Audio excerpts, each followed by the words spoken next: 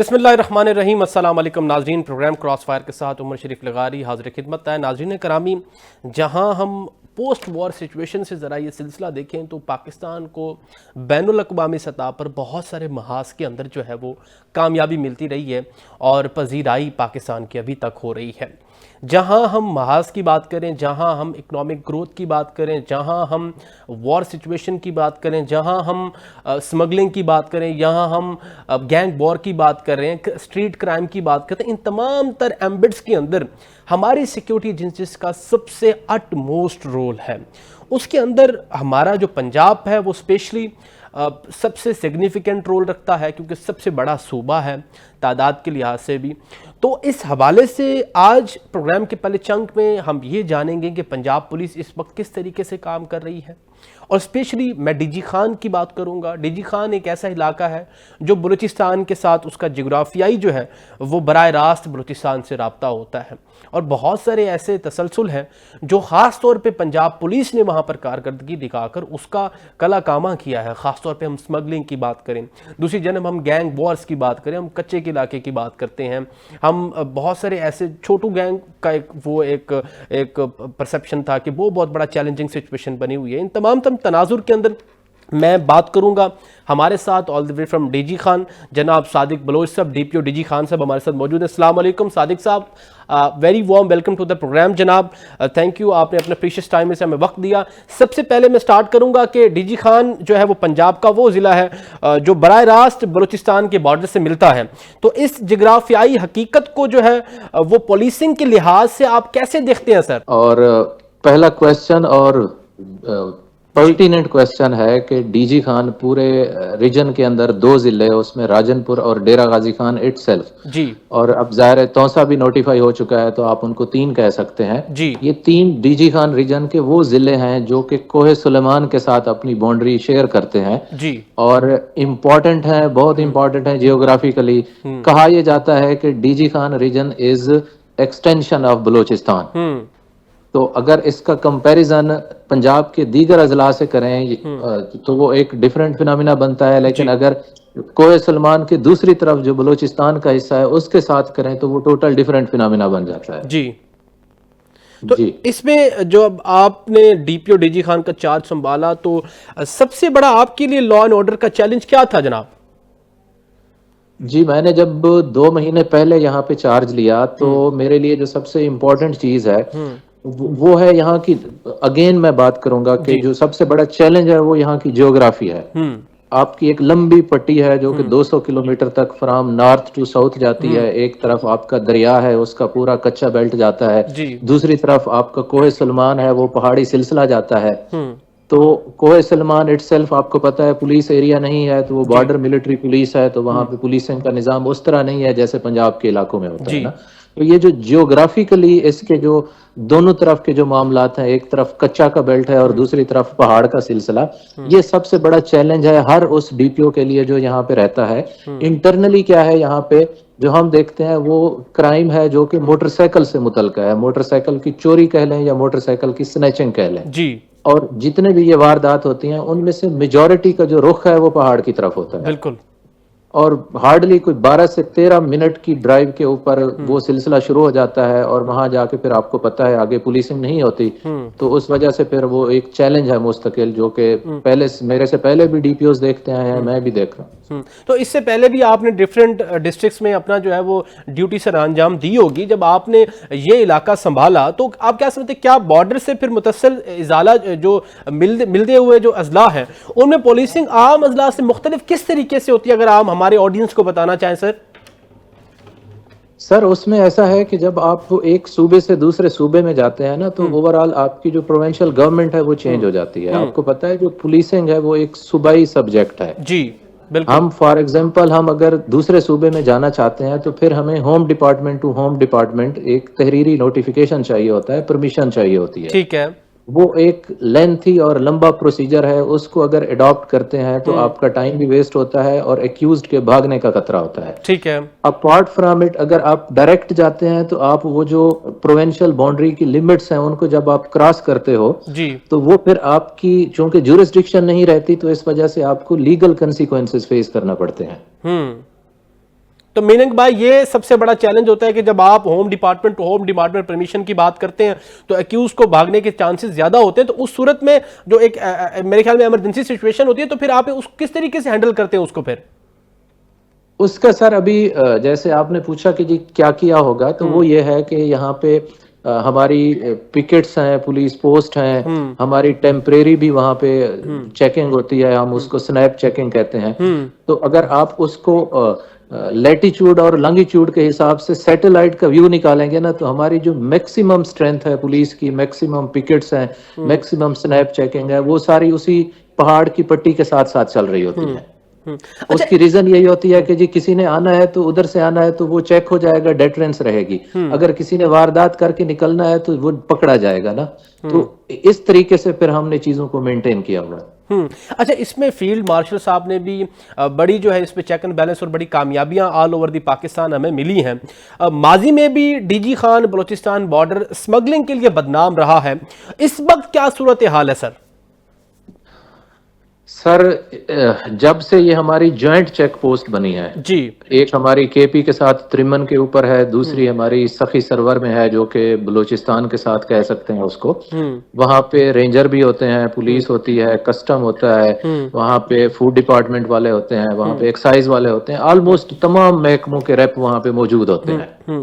اور بڑی ایگریسو اور ایکسٹینسو قسم کی وہاں پہ چیکنگ ہوتی ہے. تو جب سے یہ جوائنٹ سی پیز کا فنامنا شروع ہوا ہے تب سے تو آپ کہہ سکتے ہیں کہ مور دین 80% جو سمگلنگ ہے وہ ان روٹس کے تھرو نہیں ہوتی. ٹھیک ہے جی ہاں، البتہ باقی جو چھوٹے کچے روٹ ہیں، کوئی تنگ روٹ ہیں، وہ جہاں سے موٹر سائیکل کا گزر ہو سکتا ہے، چھوٹی کار کا گزر ہو سکتا ہے، وہاں پہ سم ہاؤ ہوتی بھی رہتی ہیں اور وہ پکڑے بھی جاتے ہیں اور ان کے خلاف کاروائیاں بھی ہوتی ہیں. لیکن جو میجر چنک ہے وہ 80% سے زیادہ اب اس روٹ سے نہیں گزرتا.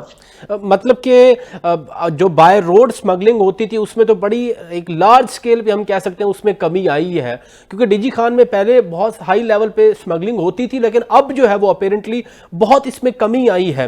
تو جیسے آپ نے بات کی کہ کچھ علاقہ جات ہیں جو کچے کے علاقے ہیں، وہاں سے گزر کے جو ہے وہ سمگلنگ تھوڑی بہت کی جاتی ہے، تو اس میں مزید جو ہے وہ کس طریقے سے مانیٹرنگ کی جائے گی؟ ٹیکنالوجی کا استعمال اگر کیا جائے تو مزید کیا جو ہے وہ اس کو بھی اس کی روک تھام کے لیے بھی کام کیا جائے سر؟ سر اس کے لیے آپ کے نالج میں ہوگا جی، یہاں پہ ریورائن پوسٹ بنی تھی. میں اگر ڈی جی خان کی بات کروں تو ڈی جی خان کے اندر 9 پوسٹیں ایسی ہیں جو کہ ریورائن پوسٹ ہیں. ان کے پاس بوٹس بھی ہیں، ان کے پاس موٹر سائیکل ہیں، گاڑیاں ہیں. وہاں پہ جتنی بھی نفری تعینات ہوتی ہے وہ especially riverine police post strength ہم ان کو کہتے ہیں. ان کو سوئمنگ بھی آتی ہے، ساری آتی ہے. وہ اکراس دا بیلٹ جو سندھ کا جو بیلٹ بنتا ہے وہ اپنے اپنے ایریا کے اندر پیٹرول کرتے ہیں. نمبر 1. نمبر 2 پھر یہاں پہ جتنے پتن ہیں جہاں سے کوئی پرائیویٹ گاڑی کشتیوں نے چلنا ہوتا ہے وہ ساری ریکارڈڈ ہیں. ان کا ریکارڈ ہمارے پاس مینٹین ہوتا ہے.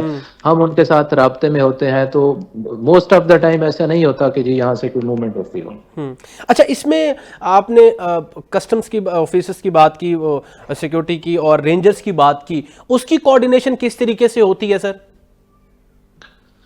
اس میں سر میں نے عرض کیا نا جو ہماری جوائنٹ چیک پوسٹ ہیں وہاں پہ تو ہمارے سارے ریپ موجود ہیں. پھر آپ نے یہ سنا ہوگا کہ یہاں پہ ایک ڈی آئی سی ہوتی ہے، ڈسٹرکٹ انٹیلیجنس کمیٹی کی میٹنگ ہوتی ہے. وہاں پہ بھی تمام انٹیلیجنس اور لا انفورسمنٹ ایجنسیز کے جو ریپ ہیں وہ موجود ہوتے ہیں. پھر ہماری ڈسٹرکٹ کوآرڈینیشن کمیٹی بھی ہوتی ہے، اس کی بھی میٹنگ ہوتی ہے، وہ بھی مہینے میں ایک دفعہ ہوتی ہے. اس میں تو لا انفورسمنٹ اور انٹیلیجنس سے ہٹ کے جو دیگر لائن ڈپارٹمنٹس ہیں نا ان کے لوگ بھی موجود ہوتے ہیں. اس میں تو 35-36 لوگ بیٹھے ہوتے ہیں اس میٹنگ کے اندر. تو ابھی ایکسٹینسولی یہ ساری میٹنگز ہوتی ہیں اور فریکوینٹلی ہم ان کے ساتھ کر کے لائزان بہت اچھا ہے اور بڑا زبردست لائزان ہے. اچھا، اس سے بارے سے سر یہ بھی بتائیے گا کہ بارڈر ملٹری پولیس کی بات کی آپ نے سر، اس میں سمگلنگ کو روکنے کے حوالے سے اس کا کتنا رول ہے؟ یہ جو میرے خیال میں جو فورٹ منٹرو والی سائڈ پہ آپ کے زیادہ تر کوئی سلمان کی سائڈ پہ وہ اس چیز کی پولیسنگ کرتے ہیں.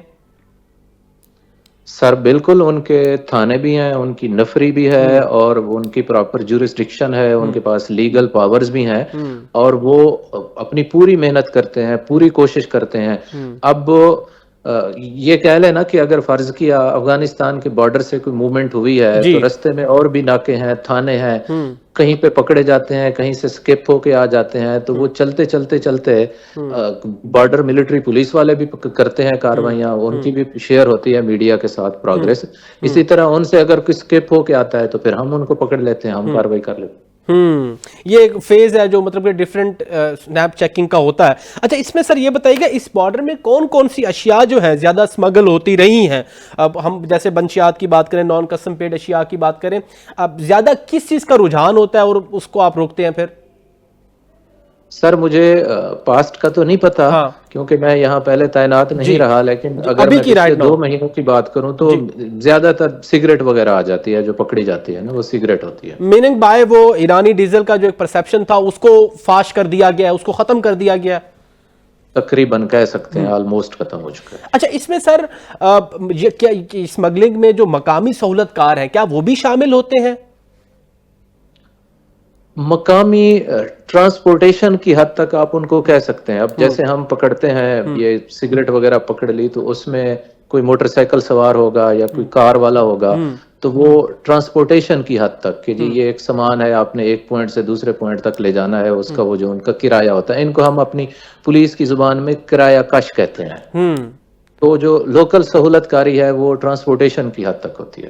اچھا اس میں سر ایک چیز ایمبیٹ ہے وہ سب سے زیادہ ضروری ہے، آڈینس کو بھی سمجھنے کی ضرورت ہے اور میں بھی ایز اے لائر اس چیز کو ضروری سمجھتا ہوں کہ آپ نے اپنی رسپانسبلٹی اوبلیگیشن پوری کر دیتے ہیں جب ان کلپریٹس کو پکڑ لیتے ہیں بارڈرز کے اوپر، جب وہ اسمگلنگ وغیرہ کر رہے ہوتے ہیں. اس کے بعد ایک فیز ہوتا ہے جب آپ قانون کے کٹہرے میں وہ چلے جاتے ہیں. آپ نے کیا دیکھا ہے، کیا ریشو ہے اس چیز کی جب وہ پروسیکیوشن اور جب ڈیفنس کونسل عدالت میں سامنے ہوتے ہیں تو وہ میجورٹی کلپریٹس کو سزائیں ملتی ہیں پھر سر؟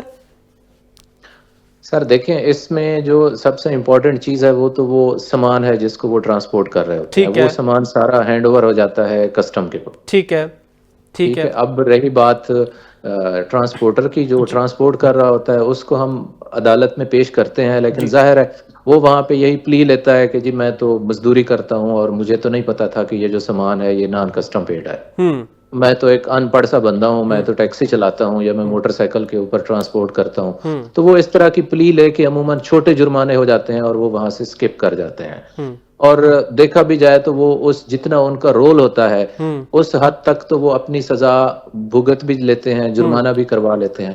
اصل چیز ہوتی ہے اس میں جو لگیج جو ٹرانسپورٹ ہو رہا ہے، جو اللیگل کہہ لیں، جو اللیگل اسپیکٹرم کی رینج میں آتا ہے، جی اس کا سیز ہو جانا اور سیز ہو کے پھر وہ گورنمنٹ کے کھاتے میں چلے جانا، مین چیز تو یہ ہے اور وہ ہمیشہ ہوتی ہے. اور مین چیز یہ بھی ہے نا سر کہ پیچھے والے جو اس سے لنکڈ لوگ ہیں ان تک بھی پہنچنا سر تھرو دیٹ، وہ جو آپ کہہ رہے تھے کرایہ کش ٹائپ بندے جو ہوتے ہیں ان سے انویسٹیگیشن کر کے وہ سر پھر ظاہر ہے کسٹم والے کرتے ہوں گے، اب ہمیں اس کا نہیں اندازہ کہ وہ کس حد تک پیچھے جاتے ہیں. ٹھیک ہے. اچھا سر اسمگلنگ میں تو بہت حد تک اب الحمدللہ بہتری آ چکی ہے پاکستان کے اندر جو بھی کراس دی بارڈر ہیں.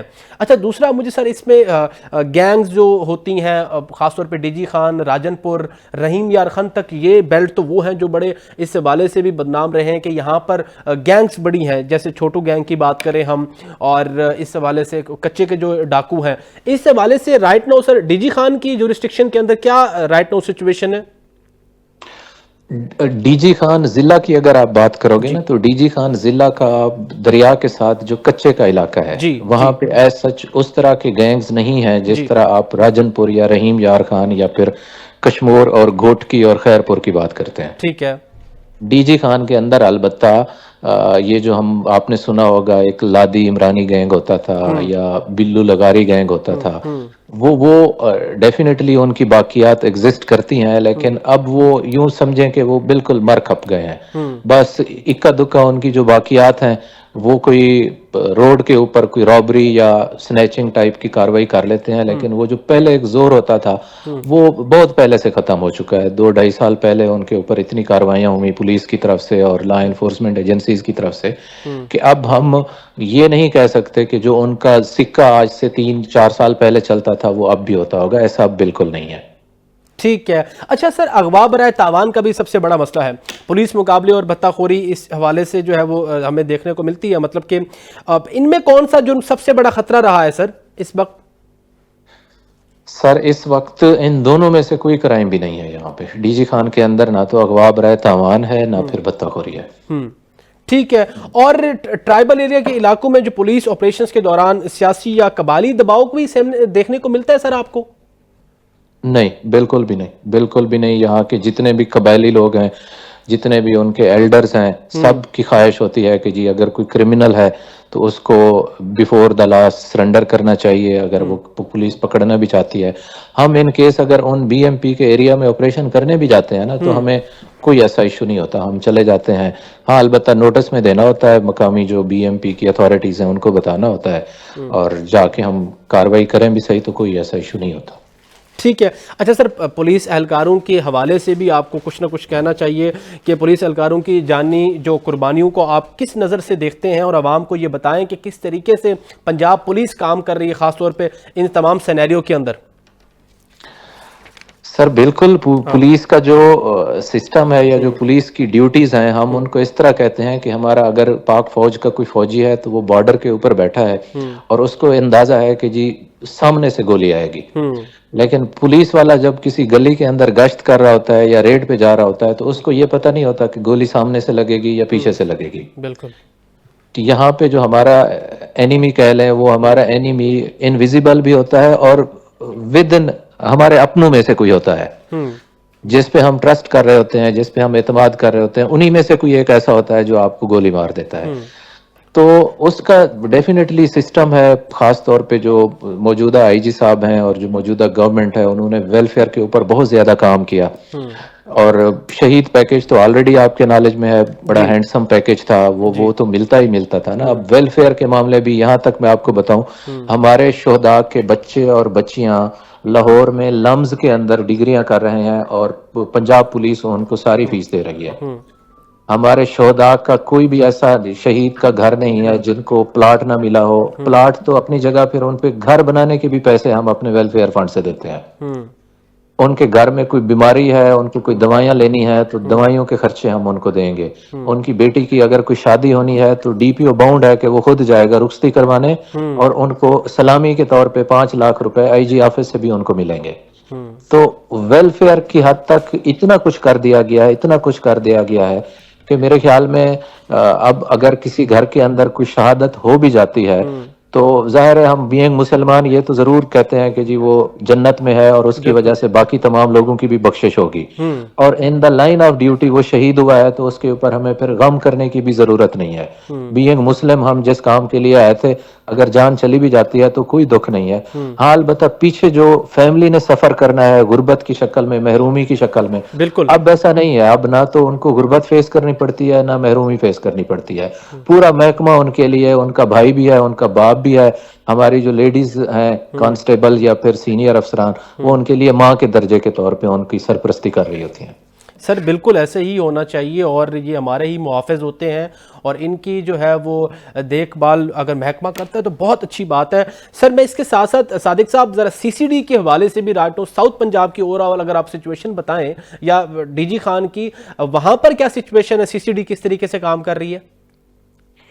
سر سی سی ڈی کا جو کام ہے سر وہ ایریا اسپیسیفک تو بالکل بھی نہیں ہے. جی ٹھیک وہ جیسے لاہور اور دیگر علاقوں میں کام کر رہی ہے بالکل اسی طرح ساؤتھ پنجاب میں بھی کر رہی ہیں.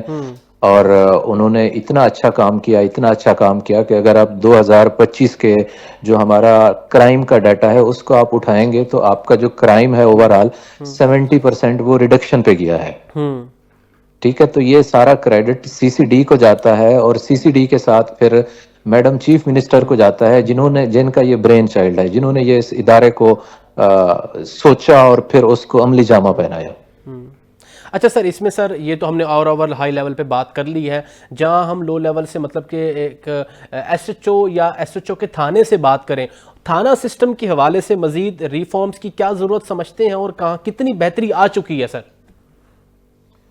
سر بہتری تو اب آپ سوچیں نا کہ ایک وقت ہوتا تھا کہ پنجاب پولیس کے خلاف لوگ احتجاج کرتے تھے اور آپ صحافی حضرات اس کو رپورٹ کرتے تھے, اور احتجاج کی ریزن نمبر 1 یہ ہوتی تھی کہ 10 دن گزر گیا اور ہمارا پرچہ درج نہیں ہو رہا. جی.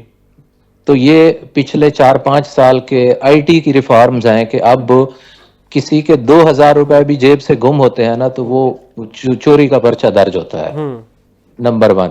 تو وہ جو ایف آئی آر کا اندراج ہے وہ اتنا لینینٹ اور اتنا لبرل ہو گیا ہے کہ اب کوئی بھی ایسا کرائم نہیں جو کہ پھر سکپ ہو سکتا ہے، اور اس کو 1-5 کے ساتھ کنیکٹ کر کے تو آپ نے باؤنڈ کر دیا پولیس کو کہ اب وہ اس کو چھپا ہی نہیں سکتی۔ دوسرے نمبر پہ تھا دوسرا احتجاج، لوگوں کا گلہ ہوتا تھا کہ جی ہمارا جو وقوع ہو گیا اور اتنے گھنٹے گزر گئے پولیس موقع پہ نہیں پہنچی۔ اب یہ 1-5 کا ایسا سسٹم ہے، ہر گاڑی کے اندر ٹیب لگے ہوئے ہیں اور ان ٹیب کو پھر آپ نے لیٹیچیوڈ اور لانگیچیوڈ اور ٹریکر کے ذریعے دیکھنا ہے، تو وہ 1-5 کے سسٹم میں 10 سے 12 منٹ کے اندر اگر بندہ نہیں پہنچتا تو فوراً رپورٹ ہو جاتا ہے کہ پولیس موقع پہ نہیں پہنچی۔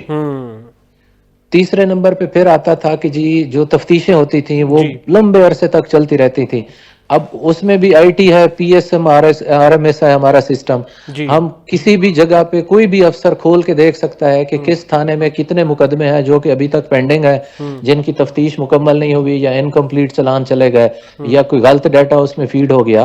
سر یہ جو آئی ٹی کی اس کے اندر انکلوژن ہے پلس 1-5 کا جو سسٹم ہے فالوڈ بائی پھر جو سیف سٹی کا سسٹم ہے، یہ وہ انیشیٹو ہیں جنہوں نے پولیس کو اتنا ریسپانسیبل کر دیا ہے کہ اب سوچا ہی نہیں جا سکتا کہ پولیس والے کہیں کوئی ڈنڈی مار جائیں گے۔